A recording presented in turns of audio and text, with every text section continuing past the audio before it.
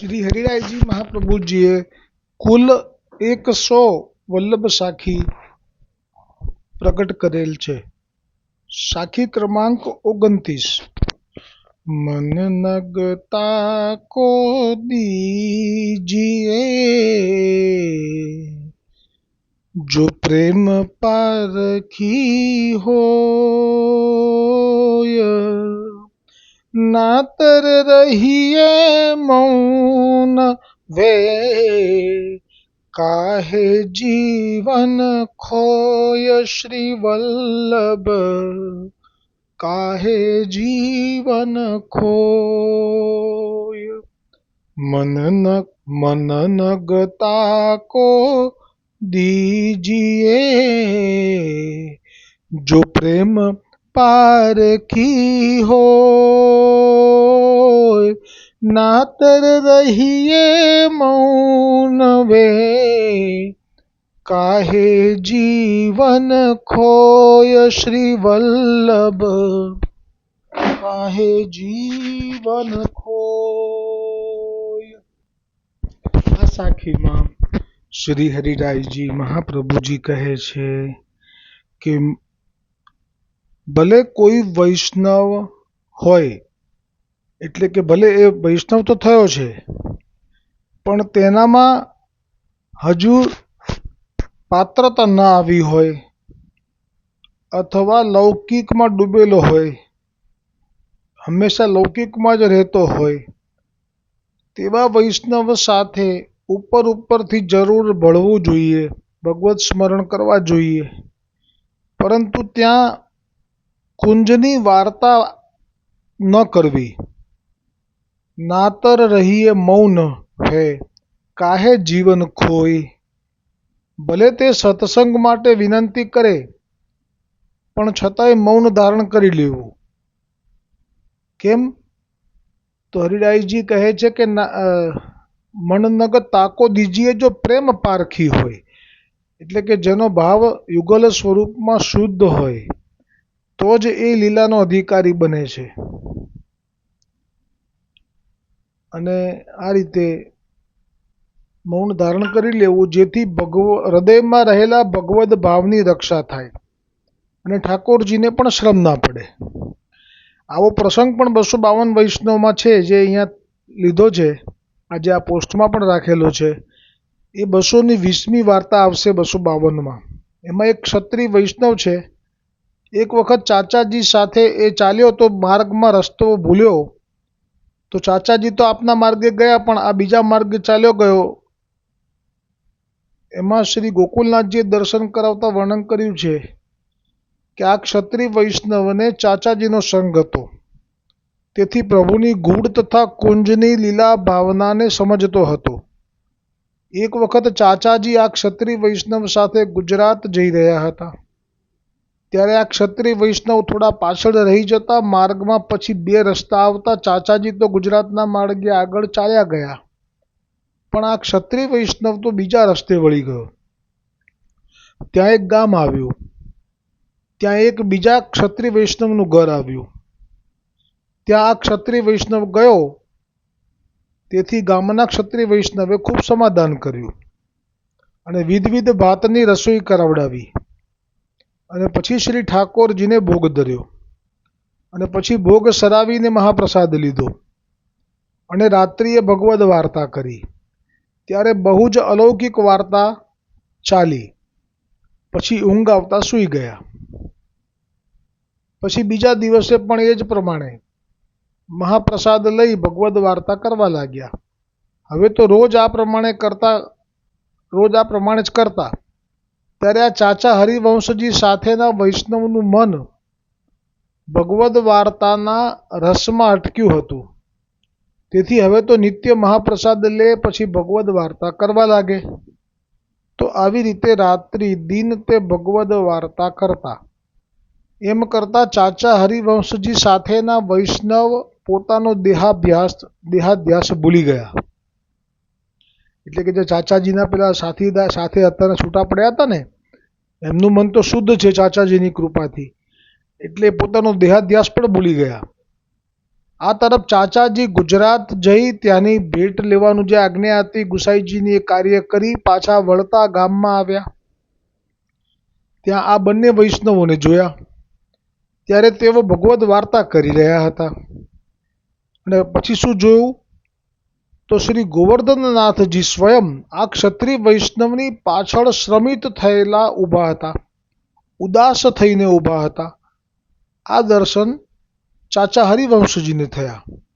અને આ ક્ષત્રિય વૈષ્ણવ તો ભગવદ્ વાર્તા લીલા કહેતા કુંજ ભવનનો પ્રસંગ ચાલ્યો. ત્યારે ચાચાજીએ તે સાંભળ્યો. તેથી ચાચાજી વિચારે કે આ વાર્તા માટે આ વૈષ્ણવ પાત્ર નથી. તેથી આ મારા સાથી વૈષ્ણવે તો સારું નથી કર્યું. આ વાર્તા આની સામે ન કરાય. વિચારો વૈષ્ણવો કે આ જે વૈષ્ણવના ત્યાં ગામમાં આવ્યા તો આ વૈષ્ણવના ઘરમાં તો ઠાકોરજી પણ છે, મેળ મર્યાદાથી સેવા થાય છે. પણ જુઓ અહીંયા તો ગોવર્ધનનાથજી ઉદાસ અને શ્રમિત થયેલા ઠાડા હતા. તો આનો ભાવ સમજવો હોય તો જ આ વાર્તા પૂરી શ્રવણ કરો તો સમજાશે કે બધું બરાબર હોય. વૈષ્ણવ પણ હોય, ઠાકોરજી પણ પુષ્ટ થયેલા ઘરે હોય, મેળ મર્યાદાથી સેવા પણ થતી હોય. તો પણ શું કારણ છે કે જેનાથી ગોવર્ધનનાથજી શ્રમિત છે? એ કારણ તરફ જઈ રહ્યા છીએ આપણે. ત્યારે આ વાર્તા આની આગળ ન કરાય ત્યારે ચાચાજીએ સાથી વૈષ્ણવનું નામ લઈને બૂમ પાડી, પોકાર્યો. પણ તે તો સાથી વૈષ્ણવ તો ભગવદ્ વાર્તાના રસમાં છક્યો હતો. તેથી તેણે કશો ઉત્તર આપ્યો નહીં. એટલે કે એ જે યુગલ સ્વરૂપની જે લીલા છે એના વર્ણનમાં એ ડૂબી ગયો હતો. કારણ કે એનું હૃદય તો શુદ્ધ છે. એટલે એ લીલાને વર્ણન કરતા એમાં છકી ગયો હતો. પરંતુ જે પેલો જીવ છે એ જે ભાવથી શ્રવણ કરી રહ્યો હતો એ ભાવ એનો લૌકિક હતો. એ લૌકિક બુદ્ધિથી સ્વામિનીજી અને ઠાકોરજીની લીલાનું અવગાહન કરી રહ્યો હતો. એટલે એ પ્રસંગ આવશે આગળ. ત્યારે ચાચા હરિવંશજીએ તેનો હાથ પકડીને ઢંઢોળ્યો. ત્યારે તે વૈષ્ણવે ચાચાજી સામે જોયું. ત્યારે ચાચાજીએ કહ્યું કે તને કંઈ દેહનું ભાન છે કે નહીં? ત્યારે આ સાથી વૈષ્ણવે પાછળ વળીને જોયું તો શ્રી ગોવર્ધનનાથજી ઉદાસ થઈને ઊભેલા છે. તે વખતે જ ચાચાજીએ કહ્યું કે આ શું કર્યું? તે મારો ધર્મ ખોયો. અરે તે તારો ધર્મ ખોયો. હવે કંઈ સમજ્યો? હવે આ જે દર્શન થયા જેવા ચાચાજીને એવા આ વૈષ્ણવને પણ થયા ચાચાજીવાળા. પણ પેલા ક્ષત્રિયને તો ન થાય. ગોવર્ધનનાથજી દર્શન કોને આપે છે તો કે જેનું હૃદય શુદ્ધ છે. એટલે એને ન થયા પણ આ બંનેને થયા. પછી પૂછ્યું ચાચાજીએ કે હવે કંઈ સમજ્યો? ત્યારે આ સાથી, કારણ કે આમાં તો વધારે ચોખવટ કરાય નહીં, પેલો સાંભળવા બેઠો છે સામે, એટલે ઈશારાથી પૂછ્યું કે કંઈ સમજ્યો? ત્યારે આ સાથી વૈષ્ણવે કહ્યું કે હા હવે હું સમજ્યો. અને પછી તો મૌન થઈ ગયો. ત્યારે પેલા ગામવાળા ક્ષત્રિય વૈષ્ણવે બહુ વખત તે કુંજની લીલાના પ્રસંગને આગળ ચલાવવા કહ્યું. પણ આ સાથી વૈષ્ણવે કહ્યું કે મેં તને જે પ્રસંગ કહ્યો ને તે સાચો ના માનીશ હો. હું તો અમલી મનુષ્ય છું. અમલી એટલે મને નથી ખબર, પણ કદાચ એવું બને કે અમલી એટલે અફીણ. અફીણ લઈને જે લવારી કર્યા કરે ને, હાથે કરીને પોતાનું સ્વરૂપ એવું બતાવી દીધું કે જેથી આ માની ના લે. અને આ વાત એણે લૌકિક બુદ્ધિથી શ્રવણ કરી છે. એટલે બીજાને કરવા જાય તો વધુ શ્રમ પડે પ્રભુને. એટલા માટે કહ્યું હું અમલી મનુષ્ય છું. પછી ત્યાંથી ચાચાજી સાથે ચાલી નીકળ્યા. માર્ગમાં ખૂબ પસ્તાવો કર્યો. ત્યારે ચાચા હરિવંશજી આ વૈષ્ણવને કહ્યું કે તને પાત્રતા ઓળખતા નથી આવડતી, તેથી આમ થયું. અને શ્રી ગોવર્ધનનાથને ખેદ કરાવ્યો. તે વૈષ્ણવના મનમાં હવે જો આવ્યું શું કારણ છે? આ વૈષ્ણવ જ છે. પુષ્ટ થયેલા પ્રભુ બિરાજે છે માથે ગુસાઈજીની કૃપાથી. મેળ મર્યાદાથી સેવા કરે છે. ખૂબ ઠાકોરજીને નેક ભોગ ધરે છે. વિધવિધ વ્યંજનોનું ભોગ ધરે છે. પરંતુ જો હવે શું કારણ હોય છે, આપણને બધું બરાબર દેખાય પણ આપણામાં સત્સંગ જો હોય તો આ દ્રષ્ટિ મળે કે એની અંદર બધું હોય, ઠાકોરજી હોય, મેળ મર્યાદા હોય, સાક્ષાત વલ્લભ કુલથી ઠાકોરજી પુષ્ટ થયેલા હોય, બધું હોય, પણ શું હોય તો એ વૈષ્ણવતામાં ખામી કહેવાય. તો કહે છે કે લૌકિક પ્રપંચ બહુ હતું, તેથી જ તે જે વૈષ્ણવ લૌકિક પ્રપંચવાળો હોય તથા તે ભલેને વૈષ્ણવ હોય પણ તેણે અન્યાશ્રય કરેલો હોય તો તેની સામે વાર્તા વિચારીને જ કરવી. અન્યાશ્રય એટલે શું? લૌકિક પ્રપંચ અને અન્યાશ્રય એ સમાનાર્થી શબ્દો છે. લૌકિક પ્રપંચ એટલે પ્રભુ સિવાયનું પ્રપંચ, પ્રભુ સિવાયના માટેની આસક્તિ, એને લૌકિક પ્રપંચ કહેવાય. અને અન્યાશ્રય એટલે પ્રભુ સિવાય લૌકિકમાં ડૂબેલો રહે એટલે એને અન્યાશ્રય જ કહેવાય, ભલે પછી એ ઠાકોરજી છે છતાંય. આવી વાત છે. એટલે આ દ્રષ્ટિ આપણને સત્સંગથી મળે.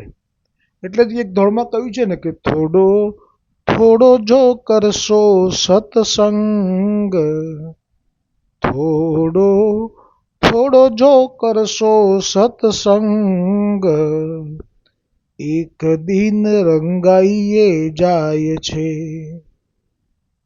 પછી આ દ્રષ્ટિ મળી જશે અને પછી એ વૈષ્ણવના મનમાં લૌકિક પ્રપંચ બહુ હતું, તેથી જે વૈષ્ણવ લૌકિક પ્રપંચવાળો હોય તે ભલે વૈષ્ણવ હોય પણ તેણે અન્યાશ્રય કરેલો હોય તો તેની સામે વાર્તા વિચારીને કરવી. અને આ રીતે બીજા પણ બે પ્રસંગો છે કે જેમાં પેલા રૂપમંજરી અને નંદદાસ આ બંનેને એકબીજા માટે બહુ સ્નેહ હતો. અને એક પદ હતું નિકટ નિપટ, એ રચેલું હતું કયા અષ્ટસખામાંથી એક પદ છે આ જેમનું નિકટ નિપટ. એ પદ અકબર બાદશાહે સાંભળ્યું અને કીધું, જાણી લીધું એણે ચતુરાઈથી કે ઠાકોરજી આટલા નજીક ઊભા છે, આવું કેવી રીતે બને? કેમ કે એનામાં તો એ બુદ્ધિ નથી, અલૌકિક બુદ્ધિ, કે ઠાકોરજી તો મહાપ્રભુજીની કાનીથી, વિઠ્ઠલની કાનીથી વૈષ્ણવને પણ વશ થઈ ગયા છે. આવી એને ખબર ના હોય, સમજ ના હોય. એટલે એણે કીધું કે આ તો ખોટું છે, આનો અર્થ શું થાય એ અમને સમજાવો. તો નંદદાસને માનસી ગંગા પર એમનું સ્થાન હતું અને નજીક ઉતર્યા હશે તો એને બોલાવડાયા. નંદદાસે કહ્યું કે હું નહીં આવું, એમને કહો કે એમની જે દાસી છે રૂપમંજરી એને પણ ખબર છે, એને પૂછી લે. એટલે નંદદાસને પૂછવા આવ્યા તો નંદદાસને પૂછ્યાની સાથે જ નંદદાસે તેની સાથે સંવાદ ના કર્યો અને પ્રાણ છોડી દીધા. ના, પહેલાં રૂપમંજરીને પૂછ્યું તો રૂપમંજરી કહે છે કે નંદદાસજીને પૂછો. એટલે નંદદાસજીને પૂછવા ગયા તો નંદદાસજીએ પ્રાણ છોડ્યા. પછી ત્યાં આવ્યો બાદશાહ રૂપમંજરી પાસે. રૂપમંજરીને કહ્યું કે એવું શું હતું કે નંદદાસે પ્રાણ છોડી દીધા, આ પદમાં એવું શું છે? તો રૂપમંજરીએ જાણ્યું કે નંદદાસે પ્રાણ છોડ્યા એટલે રૂપમંજરીએ પણ પ્રાણ છોડી દીધા. બંને દેહ આ રીતે છોડ્યા. અતિ અદ્ભુત અલૌકિક ઘટના જો હોય આ સાખીને મળતી, સાખીને અનુસંધાનમાં તો આ જ છે. એટલે જ આ સાખીમાં કહ્યું કે મન નગતા કો દીજીએ જો પ્રેમ પારખી હોય, નાતર રહીએ મૌન વે કાહે જીવન ખોય, શ્રી વલ્લભ કાહે જીવન ખોય. હરિરાયજી મહાપ્રભુજી की जय हो।